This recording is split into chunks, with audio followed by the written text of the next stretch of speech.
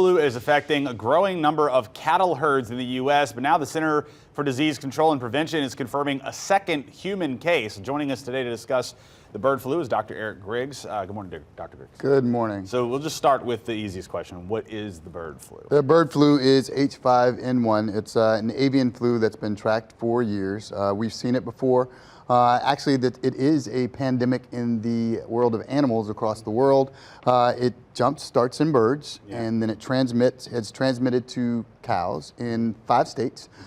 When we say the second person, this is the second person since April of 2022. Got it. The likelihood right now, the forecasters are saying the likelihood that it'll jump and spread to humans is low. So the second person documented in the states to have even tested positive for Tested positive. And when he tested positive, his only symptoms were like a mild conjunctivitis or pink eye. Yeah. He was treated with Tamiflu, as were the people around him, and with no consequence. And so those are the symptoms that person was facing. And what should you, and this question, what should you do to stay safe is the next one.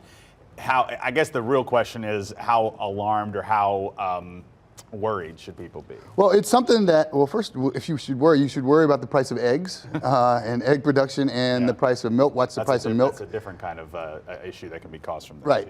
But the people that should be most concerned are the ones that work directly with the production of those things, ones that work directly with birds or with cattle. PPE and how to protect themselves and how to describe their symptoms and what to look for would be most important. And is it something how hard is it to pass bird, if I was that person who tests positive for bird flu, how hard is it for me to pass that along to another? So this isn't the first, well, like you said, back in April was the first time, and there has not been a human-to-human transmission of this H5N1. In order for a virus to jump species, right, to transfer to a different species, a lot of times it has to lose something, like possibly the virulence. The H5N1 that the patient came down with, again, his symptoms were only mild conjunctivitis, wasn't hospitalized, but it was definitely the H5N1. Is there anything you should worry about in terms of your pets at all? I mean, I know this is like you said, it's something that's affecting the animal kingdom more than it's affecting the human population. Well, interestingly, there was one cat on one of the farms that did contract H5N1, but again, it's something that in order to jump into species, there are a lot of things that have to take place to get into another species. So right now, the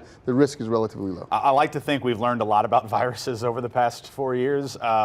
Sometimes, but there also is the issue always when it comes to the internet and this new age of misinformation, which is why we have you here to talk about it. And maybe where we talked about where we need to be concerned and where we need to alleviate concerns.